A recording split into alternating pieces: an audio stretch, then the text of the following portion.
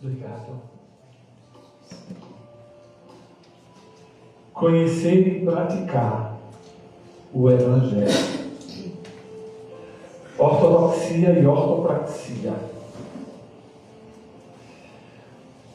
O evangelicalismo é uma vertente do cristianismo bastante contemporânea. Nós existimos dentro da igreja a partir do que Calvino levanta. E Lutero foi quem deu o primeiro passo. Sem mais delongas, vamos fazer uma leitura. Bina, preciso de vocês. Oséias 4, 6.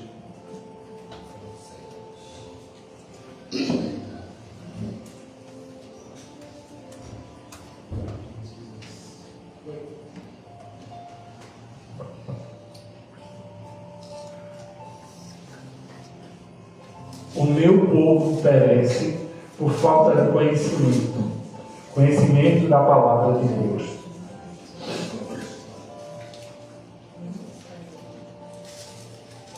O conhecimento é primordial, mas conhecimento sem prática não é nada.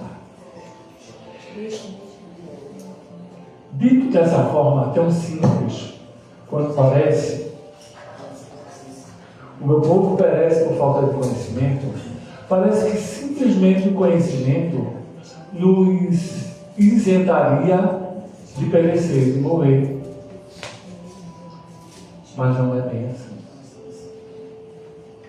O povo de Israel estava vivendo um momento em que os líderes religiosos estavam distorcendo a palavra. Não estavam dizendo o que Deus queria que eles dissessem. Eles estavam arrumando as suas falas, organizando as coisas de uma forma que não era a vontade de Deus. E hoje a gente vê isso de uma forma muito clara.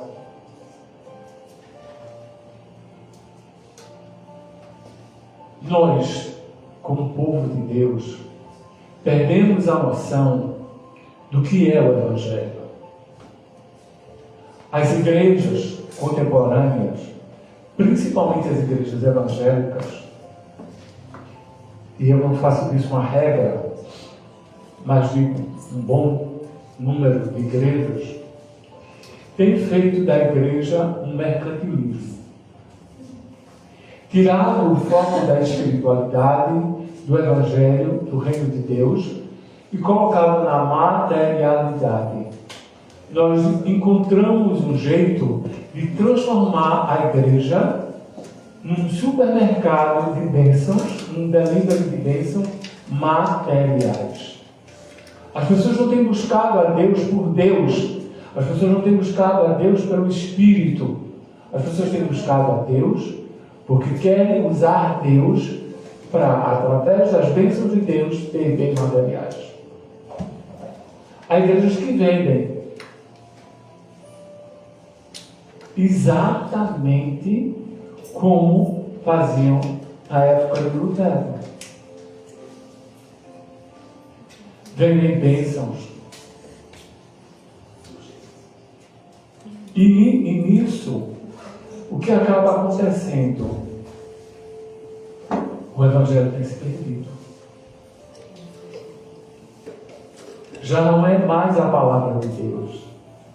É a palavra do homem se utilizando e distorcendo a palavra de Deus. Eu não preciso falar muito disso. As redes sociais estão aí.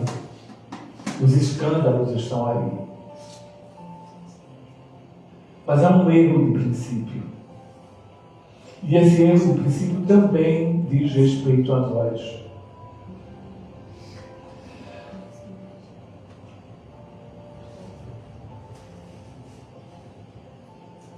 Há um grande movimento planetário em busca de cada vez mais se ter. é o consumismo. E Paulo diz que não vos amoldeis ao mundo. É a filosofia do momento. É uma coisa chamada hedonismo. É prazer por prazer e prazer sempre à custa de tudo e de qualquer coisa. E nós, muitos de nós, não se dão conta e trazem isso para dentro da igreja. Se você está doente, é pecado, é castigo de Deus. Se você não está bem financeiramente, o que é que você está fazendo da sua vida? Se você está com um problema afetivo, familiar, é pecado dentro de casa. E Deus não é um Deus de justiça retributiva. Porque se fosse assim, ninguém estaria nem de pé. E nós criamos uma ideia de que precisamos fazer para Deus nos abençoar. Mas destituído de coração. Um jogo de barganha.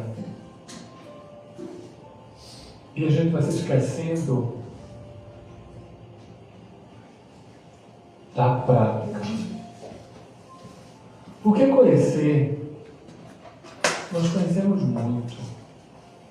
Muitos de nós sabem textos e textos da Bíblia, quando lhe é conveniente usar em favor da sua forma de pensar. Ou quando queremos dizer, nos apropriamos de textos bíblicos para dizer o que nós queremos dizer. Manipulamos. Mas algumas coisas nos fogem ao controle, graças a Deus.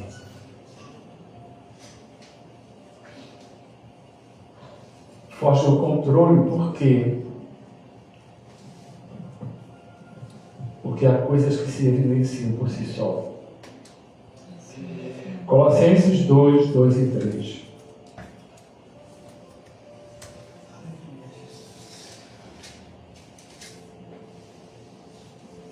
Esforço-me para que o coração deles seja fortalecido, sejam unidos pelo amor e alcancem toda a riqueza do pleno entendimento, a fim de conhecerem plenamente o mistério de Deus, a saber, Cristo.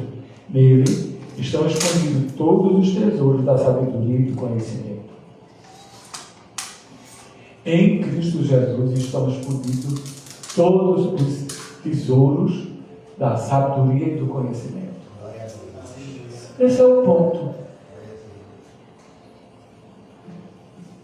Jesus é a centralidade.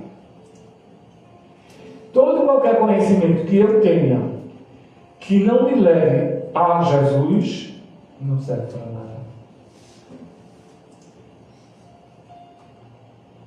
Se eu uso o conhecimento que eu tenho da palavra para buscar o carro, o curso, o apartamento, o casamento,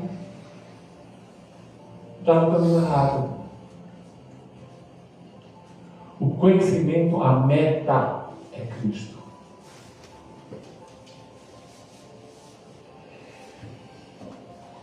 E vocês percebem o que é que Paulo diz aqui? Ele diz que existem tesouros, dos quais nós não temos a ideia de que sejam, que estão em Cristo. E muitas vezes nós vivemos uma vida pobre, medíocre, uma vida cristã rasa. Não admitimos os nossos erros nem os nossos defeitos, não somos curados. Não confessamos os nossos pecados, não somos curados. Lemos a palavra, sabemos ela de cor, mas não a praticamos. Isso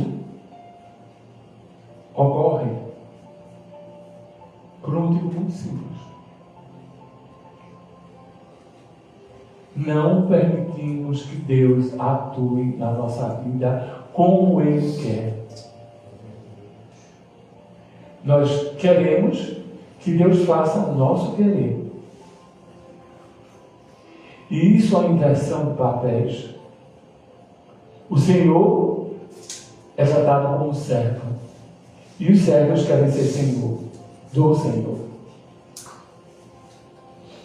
E quando nós incorremos na murmuração, toda e qualquer murmuração é dizer para Deus: eu no seu lugar faria melhor. A arrogância espiritual. Querer tomar o lugar de Deus. E o tempo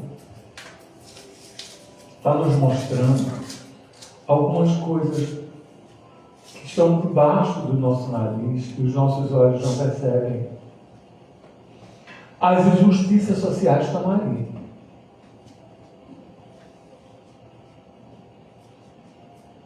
Cada um lutando pelo seu pedaço, por sua parte, pelo seu quinhão. E os valores do reino. E isso dentro das igrejas. Irmão lutando com irmão, preocupado muito mais em ter razão do que cumprir a palavra. Irmão brigando com irmão por causa de dinheiro. Irmão brigando com irmão por causa de cargo. Irmão brigando com irmão, às vezes eles nem sabem mais por quê. Brigam. E a igreja é contaminada pelo espírito do demônio. Matar, roubar e destruir. O nome dele é separação. Ele quer separar uns dos outros. E o pior é que ele tem conseguido. Sabe por quê? Porque nos falta conhecimento. Mas não é um conhecimento meramente intelectual. É o conhecimento dado pela ação do Espírito Santo. Você sabe o que acontece? Muitos de nós emulamos, fingimos que o Espírito Santo está nos falando. E dizemos o que queremos dizer, e para validar, dizemos que foi Deus que falou.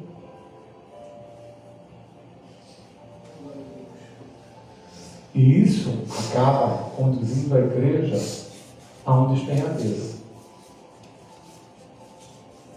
Onde só há um meio de parar isso. Voltamos à palavra, à cruz. Sem isso, nós vamos ficar cheios de informações que nós mesmos e o diabo, através do que ele infiltra dos nossos pensamentos, vão nos fazer pensar que estamos certos. E a coisa mais cruel que possa existir é nós termos a certeza de que estamos certos quando estamos errados. Não permito conceito. Eu não admito. Eu não consigo nem enxergar o meu erro. Só clamando ao Espírito Santo é que eu vou conseguir olhar para os meus próprios erros e admiti-los. Admitir a minha fraqueza, a minha fragilidade, a minha humanidade, a minha pecaminosidade. E nós fingimos que somos santarrões, que não precisamos de mais nada. E você sabe que a coisa mais difícil que pode existir é você ensinar alguém que não quer aprender. Quem é professor, quem já trabalhou com o ato de ensinar, sabe que uma coisa na teoria do aprendizado é o princípio do aprendizado, é o erro e o acerto. Se eu não admito que eu errei e busco me consertar, eu vou aprender nunca. E nós estamos vivendo uma grande farsa. Santos da porta para dentro, demônios da porta para fora. Quem somos nós na fila do pão? Quem somos nós quando somos agredidos, quando vêm os problemas, quando levantam mentiras sobre nós, quando nos atacam, nos agridem? Cadê a prática do Evangelho? Cadê? Se der uma tapa, uma face, dê a outra. Se te roubarem a túnica, dê a capa também. Não amaldiçoe o que Jesus amaldiçoou, abençoe. E aí vem o mercantilismo e as pessoas parecem que passaram pela Bíblia e nunca leram o Sermão da Montanha, o Sermão do Monte, como queiram. E viviam brigando por pano, por tijolos, por comida. E se esquecem do que o Senhor disse. Por que vocês se preocupam com o que vai vestir? Olhem para os lírios do campo. Nem Salomão, em toda a sua glória, se vestiu como ele se veste. Imaginem vocês. Por que vocês se preocupam com o que vão comer? Olhem para os pássaros.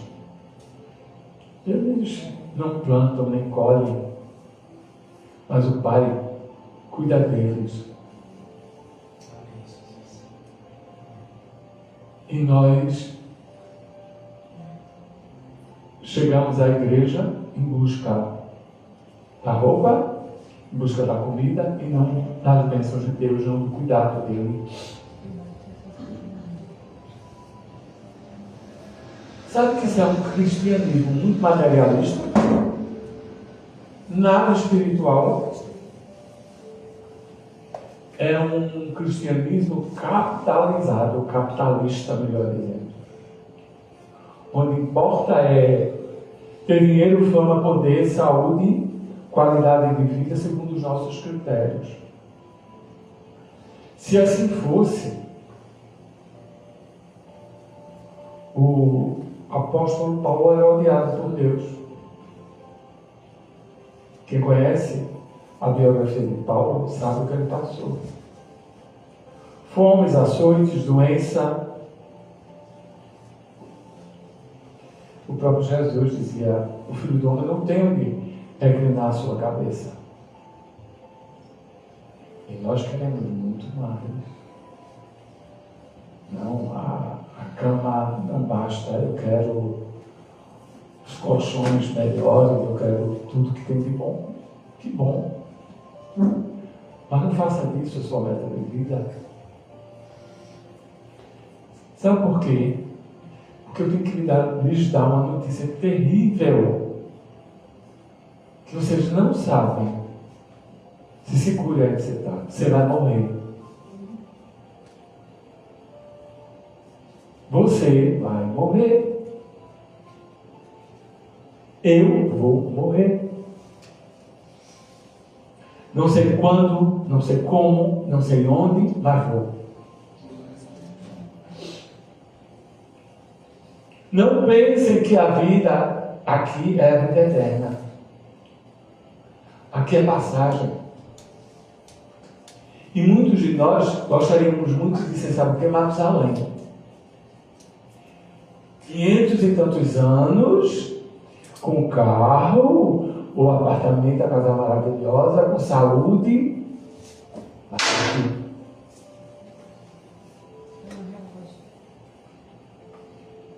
Mas nós esquecemos que os nossos destinos, a nossa vida, o nosso futuro, o nosso presente está nas mãos do Senhor. Ele é quem tem o controle, a última palavra é dele. Já me disseram mais de 3 vezes que eu ia morrer. E eu esperei. E estou aqui. Já profetizaram tantas coisas sobre a vida de vocês que não se cumpriu e nem vão se cumprir. E é em nome de Jesus. E quem disse acreditava que era verdade. Estava mentindo. Isso tudo por falta de conhecimento. Mas um conhecimento prático, vivencial.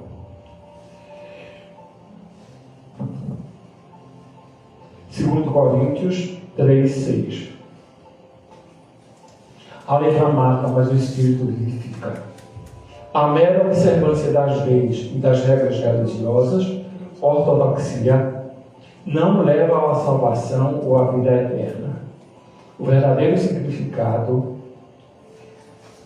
é usar o poder da fé, que vem através da compreensão e a aplicação do Espírito Santo, que transforma o coração e a vida do crente. O conhecimento só vai se tornar o que ele se propõe a ser, regra, caminho, orientação, se o Espírito Santo atuar. Se a gente levar a sério o Espírito Santo, nós vamos ser papagaios do Evangelho. Sabe por quê? Fica evidente os frutos do Espírito na vida de cada um. E a gente sabe de cor.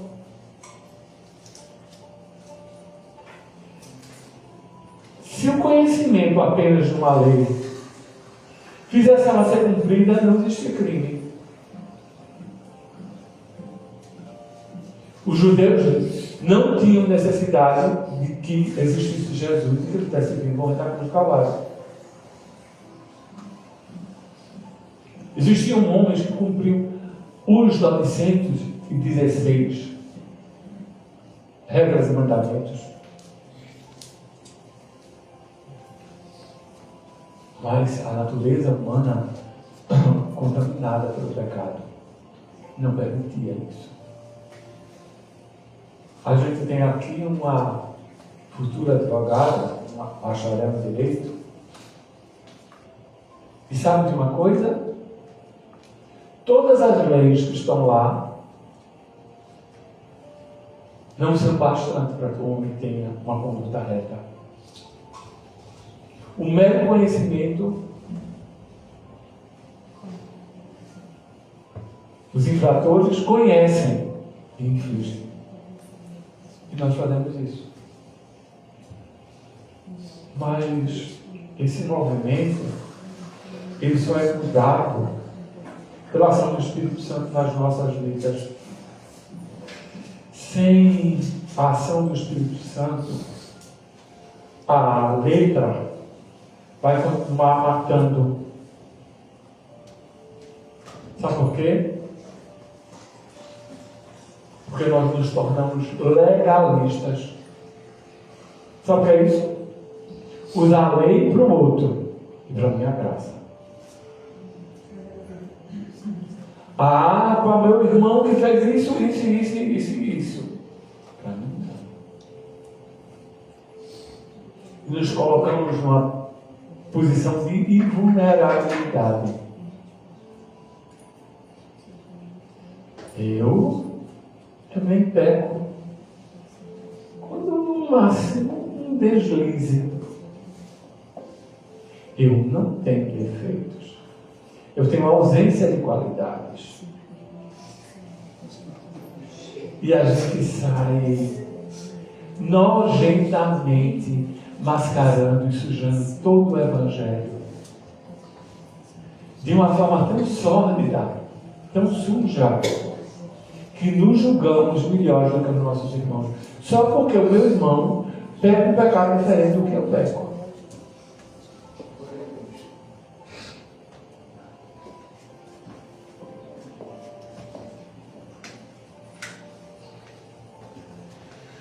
Mas a Bíblia gira em torno de uma coisa: conhecimento tem que estar aliado à prática. Aí vem a história dos dons do Espírito Santo. Dom do Espírito Santo não é sambada na igreja. Dom do Espírito Santo não é gritar, não é dizer glória, não é dizer aleluia, não é falar em línguas que às vezes é proglonatismo, encenação. E às vezes a gente está convicto de que isso tudo... Sabe qual é a primeira coisa que o Espírito Santo faz? É me convencer do pecado, da justiça e do juízo. É me levar a chorar minhas misérias.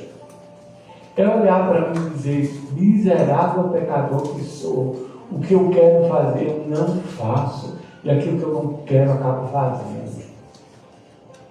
Eu não vejo jeito para mim. Só Deus.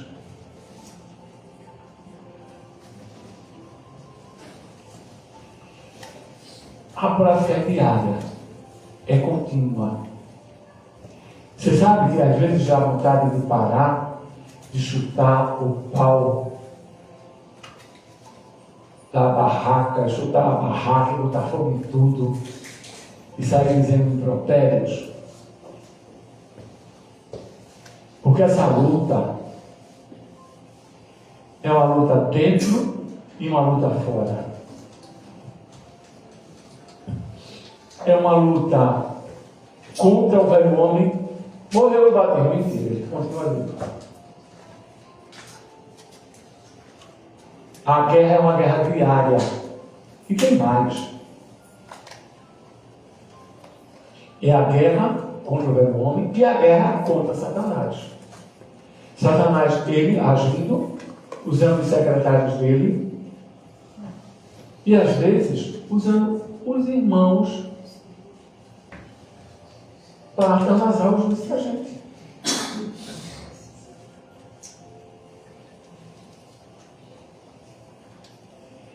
E aí, quando o irmão é usado para me ferir, me magoar, me machucar,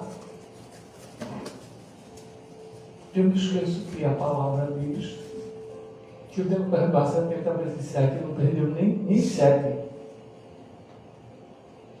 Nem as 7 clássicas eu perdoo. E o pior é que eu fico inventando cada vez mais mentiras. Tratando mal o irmão, tratando mal a irmã. Usando de tudo contrário ao ensinamento bíblico. Acusando. O papel de acusador é de Satanás. Mas às vezes a gente faz o papel. Sabe por quê? Quanto mais efeito eu coloco no outro, quanto mais pecado eu coloco nele, eu mais deixo de olhar para os meus. E tem gente que tem tão pouco tempo de olhar para si mesmo, porque gasta o tempo todo olhando para a vida dos outros. Sabe a cor, o tamanho do rabo, do vestido, de que foi, da camisa, o que disse, o que não disse, críticas mordazes. E nos esquecemos de Cristo, que é a meta. Nós estamos aqui para sermos parecidos com Cristo. 2 de Pedro 3:18. Antes crescei na graça e no conhecimento do nosso Senhor e Salvador Jesus Cristo. Crescer na graça e no conhecimento. O que é isso, crescer na graça? Sim, porque a gente sabe que a gente foi salvo pela graça. E como é que dá para crescer isso? Você pratica a graça. Como praticar a graça? A graça é dar de graça uma coisa que o outro não merece. Crescer na graça é aplicar isso na minha vida. E o outro não merecendo o meu perdão, eu dar. O outro não merecendo a minha confiança, eu ainda dar, ainda confiar. O outro não merecendo mais a minha proximidade, eu dar. Não é ter amnésia, não é esquecer, não é só fazer de doido. É olhar para ele e pedir a Deus: Senhor, tu perdoasse a mim, não foi? Tu dissesse que Quem não usar de misericórdia não vai ter misericórdia. Eu quero ter misericórdia. Tu ensinaste que nós orássemos assim: perdoa os meus pecados assim como eu perdoo aqueles que pecaram contra mim. Cadê a prática? Cadê? Ah, porque você é vulnerável, ah, porque você é frágil, não pode ser frágil. Tudo é importante. Sabe por quê? Porque podem fazer todos os julgamentos contra você, dizer tudo contra você. Mas se você tem o Espírito Santo, você tem autoridade. E autoridade não significa gritar, não significa impor. Autoridade é ter o domínio próprio. É olhar para a situação, analisar, saber que estão sendo injustos comigo e eu conversar com Deus. Foi Ele quem disse: minha é a vingança. Eu não vou me vingar. Eu vou entregar nas mãos do Senhor. Ele sabe o que vai fazer melhor do que eu. E vocês percebem que quanta coisa a gente não põe em prática.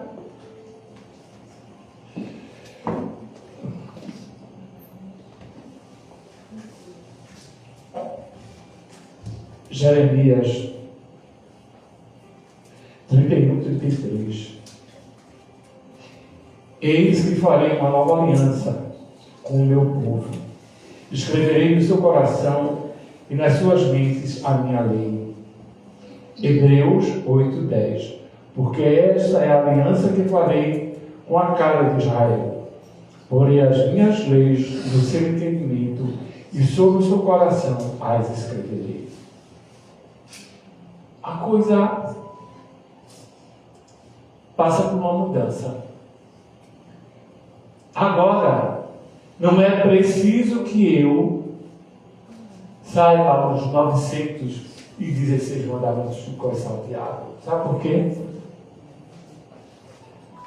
Porque o Espírito Santo, que está dentro de quem crê e confia em Jesus Cristo como Senhor e Salvador, escreve isso, torna isso. A palavra é como alguém que tatuou no coração e na mente além de Deus.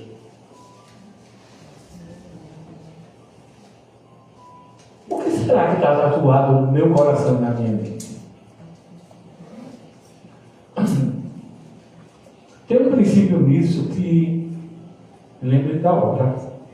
Tem um princípio nisso que a gente não entende. Sabe aquelas coisas que eu digo, eu sei, mas não sei como sei? Ou aquela coisa que eu vou fazer, cheio de gosto, de desejo, e aquilo fala dentro de mim, a voz do Espírito. Não faço isso não. Aí eu vou entrar aqui, eu vou falar, eu não faço não. Convém não. Deus tem ensinado a mim e a algumas pessoas uma coisa. Sabe naquela hora que a língua coça de abrir a boca e dizer tudo que está entalado? É para dizer agora para Jesus. E fazer uma pergunta. Vai edificar o que eu quero dizer? Se não vai, não vai ficar calado.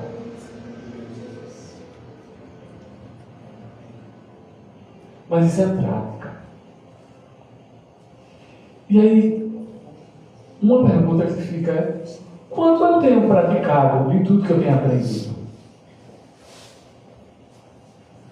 5%? 10%? 50%? 80%? 100%? Quanto? Paulo chega uma hora que ele diz assim: esmurrando o meu corpo, continuo na busca pelo alvo, a estatura do homem, Cristo Jesus.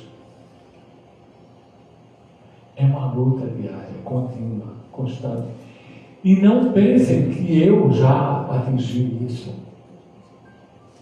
Mas continuo, deixando para trás as coisas que ficam e prosseguindo para o alvo.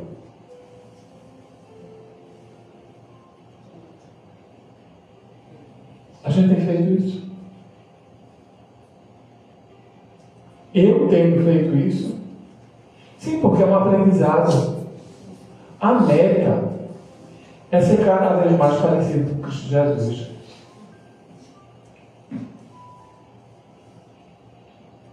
E a vida que agora vivo, pela fé no Filho de Deus, vivo, não mais eu, mas Cristo vive em mim. Sejam meus imitadores como eu sou de Cristo. Em que eu tenho imitado a Cristo. As pessoas veem Cristo em mim. Cadê os dons do Espírito Santo? Ou é só a enganação do reteté?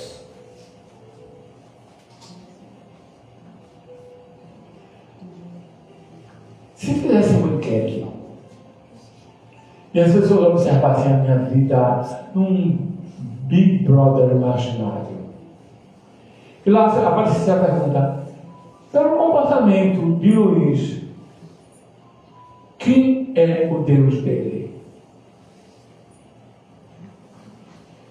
E se fizesse isso com cada um de nós, será que as pessoas diriam assim: esse aí é Cristo de verdade? A gente olha para ele e vê Cristo. Das atitudes, das ações, da forma de falar. Ele é extremamente humano, amoroso, caloroso, cuida, zela, se preocupa, nem se preocupa com o que vão pensar dele. O que vão pensar do Deus a quem eu sirvo?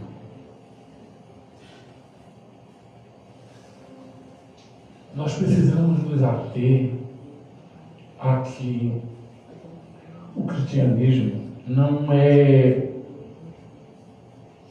filosofia.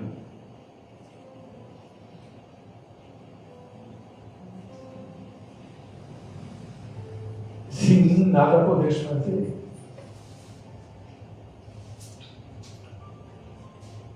Vós sois o ramo e eu sou a videira. De que forma eu estou ligado com Cristo? Atado. 1 Coríntios 1:5. Porque nele fostes enriquecidos em tudo, em toda a palavra e em todo conhecimento. Porque nele fostes enriquecidos em tudo. Na palavra e no conhecimento. Nele quem? Jesus Cristo. Ótimo. Cadê a palavra de Jesus Cristo? O conhecimento dele na prática da sua vida, na minha vida.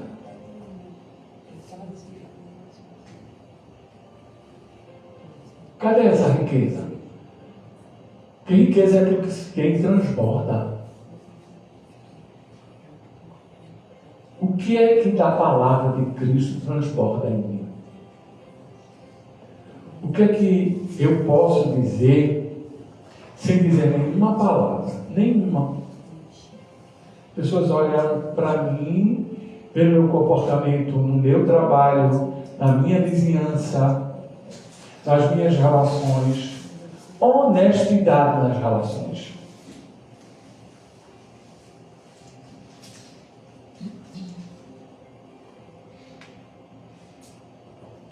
Não emular sentimentos, não fingir sentimentos. Calar na hora de calar, falar na hora de falar. Ser misericordioso. A lei diz que eu tenho o direito de apedrejar. Mas vem Jesus Cristo, se baixa no chão e começa a escrever, sabe-se lá o quê? Talvez os pecados dos outros. E ele usa misericórdia com alguém que pela lei deveria morrer apedrada. Como é que eu faço esse tipo de coisa?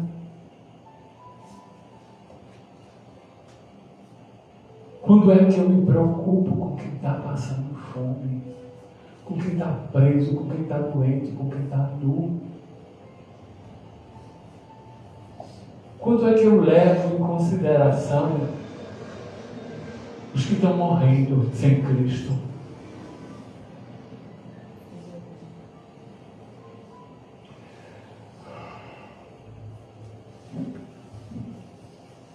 Às vezes é difícil em alguns espaços hoje dizer que a gente é cristão sem que a gente sofra afronta e tem que ouvir calado. Tu é pastor, é? Rapaz, tu já comprou a casa em Miami? Cadê o teu iate? Quem é o teu contador? Eu quero saber. Colossenses 1, 9 e 10. Por esta razão, nós também, desde o dia em que ouvimos, não cessamos de orar por vós e pedir que sejais cheios do conhecimento da sua vontade em toda sabedoria e inteligência espiritual, para que possais andar dignamente diante do Senhor, agradando-lhe em toda a boa obra e crescendo no conhecimento de Deus. Paulo dizendo aos Colossenses que ele estava orando, pedindo para que o povo fosse cheio de conhecimento da vontade de Deus, com sabedoria e inteligência espiritual. Alguém sabe dizer o que é inteligência espiritual?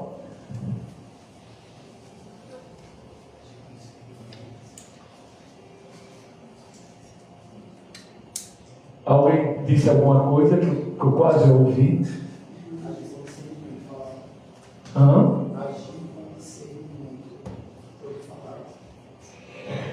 Mas isso é espiritualmente falando.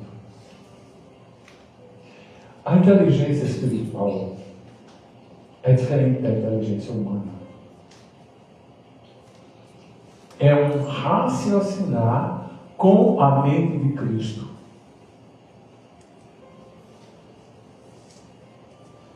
Tem em vós o mesmo sentimento que houve em Cristo Jesus.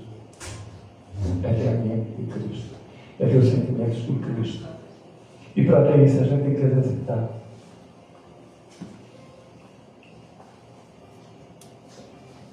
Inteligentes demais. Tão inteligentes a chegarmos a ser burros o suficiente para não darmos ouvido à palavra de Deus. Dentro da academia, uma coisa que a gente escuta muito é razão ou fé. E é tão estranho conviver nesses dois mundos e ter que ser cristão. Não negar Cristo.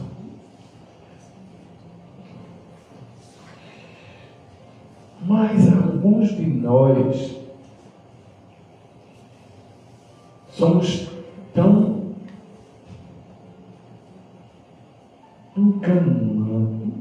enganadores é a melhor palavra. E a gente quer ficar somente com um lado mais fácil.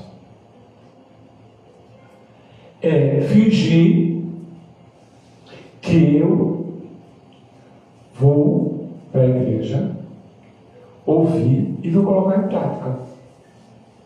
Aí eu amenizo a minha consciência nojenta, fingindo que não estou fazendo o que eu estou fazendo, somente ouvindo.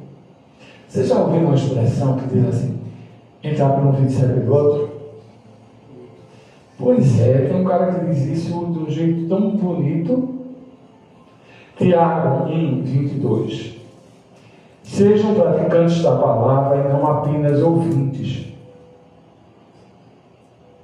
enganando a vós mesmos. Conhecer e crer que isso basta, praticar é a meta do que se aprendeu. Sejam praticantes da palavra, não apenas ouvintes, enganando-se a vós mesmos. Ei, enganador, ei, usurpador. Onde estamos, hein? Ah, eu ouço a palavra, eu leio a palavra. Cadê a prática? Cadê a prática na minha vida? Onde está? Eu sou mestre em ser conselheiro dos outros. Dar conselho, encontrar o defeito do meu irmão. Ah, é muito fácil. Pode ser um argueiro. A prática está no meu. Argumentos, conselhos, planos infalíveis para a vida do meu irmão, extremamente infalíveis, que nunca dão certo.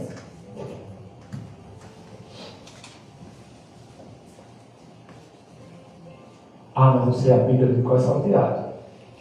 Isso é em português, grego e hebraico. Serve para nada, não. Serve de nada.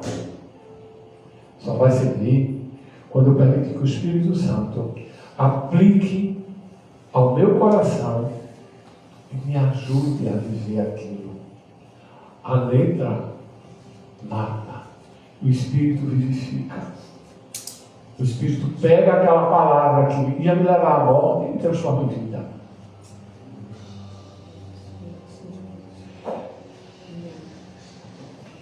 E diz que quem não faz isso está se enganando. Tiago 1,25. Mas o homem que observa atentamente a lei perfeita que traz a liberdade e persevera na prática dessa lei, não esquecendo o que ouviu, mas praticando, será feliz em tudo que fizer.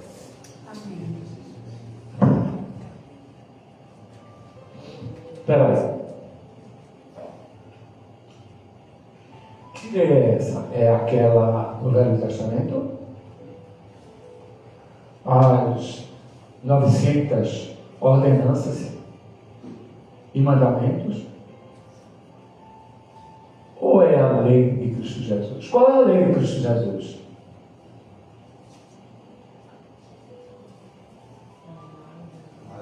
Amar o teu próximo como a ti mesmo e a Deus sobre todas as coisas. Pois é.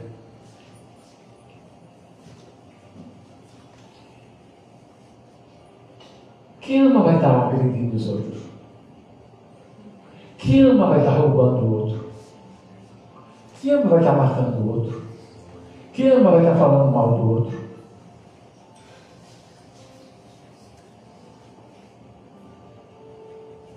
Falso testemunho. Fulano fez, disse isso. Não, fulano nem fez isso. É o que você gostaria que fulano tivesse feito, ou o que você quis entender que fulano fez.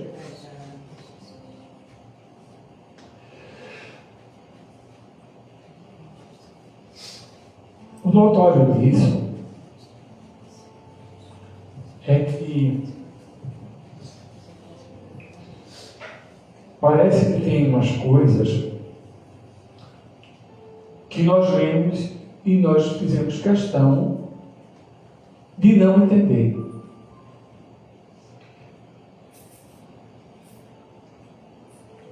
Mateus 7:21. Nem todos que dizem a Jesus, Senhor, Senhor, entrará no reino dos céus, mas apenas aqueles que fizerem a vontade do Pai Celestial. Qual é essa vontade do Pai Celestial? Ele disse que vos ameis uns aos outros como eu vos amei.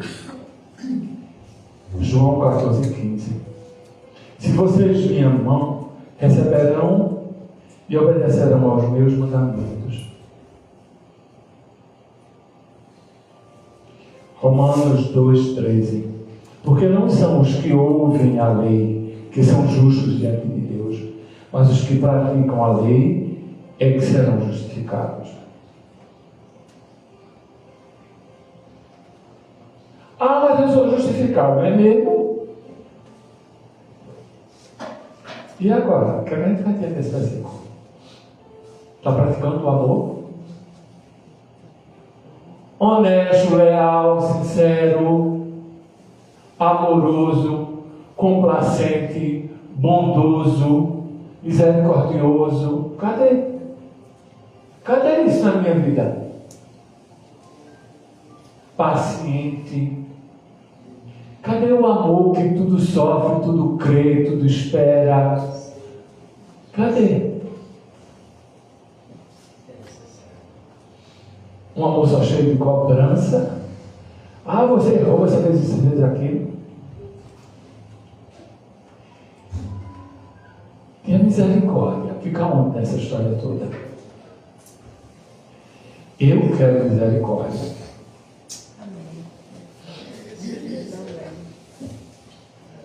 Mas para o meu irmão não. Mas tem uma coisa que é muito pesada. É o seguinte: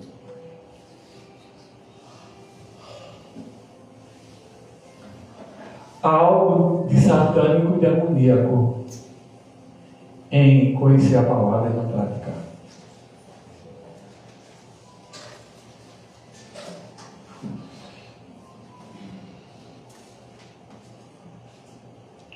O que é que tem nisso de satânico e demoníaco?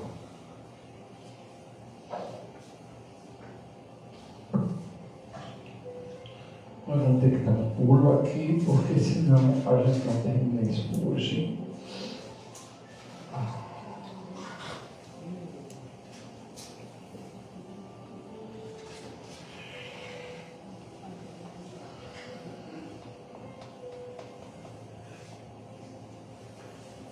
Conhecimento. Conhecimento refere-se à percepção, conhecimento da verdade da palavra de Deus, e se manifesta no relacionamento com Deus e com o próximo. E a prática refere-se à ação, de colocar em ação os ensinamentos. Sim, Luiz, aí você disse que tem algo de satânico em conhecer a palavra de Deus e não a praticar.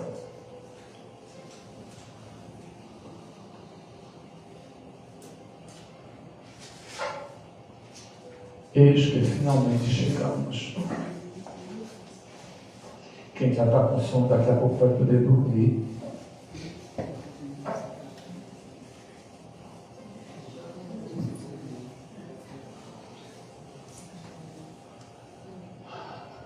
Não se assustem. Conhecer a palavra de Deus apenas torna você, sem prática, um praticante das obras de Satanás. Como? O que foi que você disse? Sabe por quê? Conhecer a palavra de Deus até o diabo conhece, mas ele não pratica e nem obedece. Isso refere a ideia de que o conhecimento intelectual da Bíblia, da palavra de Deus, não garante a prática e a obediência aos seus ensinamentos. A prática e a obediência dos ensinamentos de Cristo Jesus só começam a existir no coração do homem pela ação do Espírito Santo. Embora o diabo possa ter um vasto conhecimento das Escrituras, sua natureza e suas intenções más o impedem de viver de acordo com a palavra de Deus. E se eu tenho alguma coisa dentro de mim que me impede de viver a palavra de Deus e viver de acordo com ela, eu estou agindo demoniacamente. É o que ele faz. Ah, Luiz, mas tu não dissesse que aquilo que eu não quero fazer eu faço? Sim. Mas isso não me faz desistir. Eu errei hoje, errei. Peço perdão, peço, levanto de novo e vou tentar outra vez. O problema é deixar pra lá. Que me esqueço de confessar os pecados. Eu vi outro dia, tem pouco tempo, uma frase de uma pessoa que dizia assim: o inferno não está cheio de pecadores. Billy Graham, a frase. O inferno está cheio de pessoas que não se arrependeram dos seus pecados nem pediram perdão.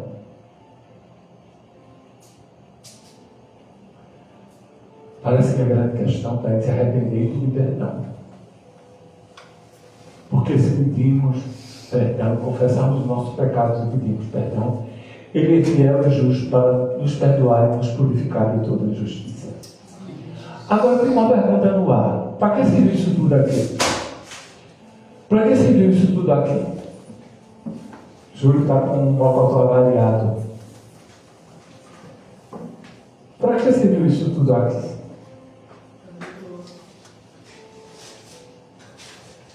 Será que é... Obrigado. Será que é mais um adereço de conhecimento?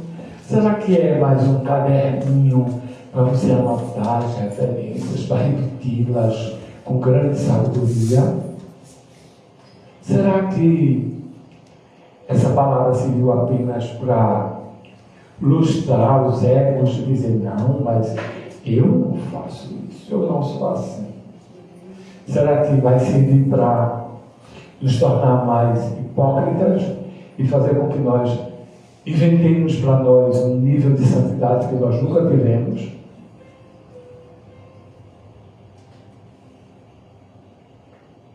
Eu não vou cobrar nada de ninguém, porque eu não tenho poder nenhum para fazer isso. Até porque eu também estou aprendendo. E cometo muitos erros. E aprendo com eles. Mas tem um que vai julgar. E esse que vai julgar pode. Ah, Senhor, nós expulsamos demônios em Teu nome, nós profetizamos, nós fizemos o reteté, dançando e falando em língua. Não vos conheço, afastai-vos de mim, malditos para o fogo do inferno, que está preparado para o demônio e os seus anjos. Vinde, benditos do meu Pai, porque quando estava nu, vocês me vestiram. Quando estava com fome, vocês me deram de comer. Quando eu estava doente, vocês me visitaram. Quando eu estava preso, vocês foram lá.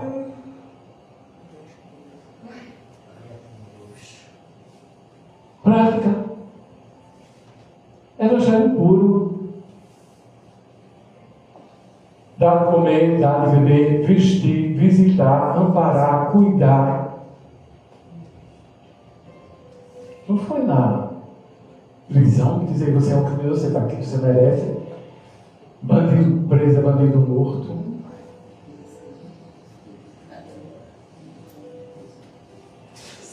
Que evangelho nós estamos vivendo? Que Deus nos abençoe e nos ajude. Pelo que eu acredito,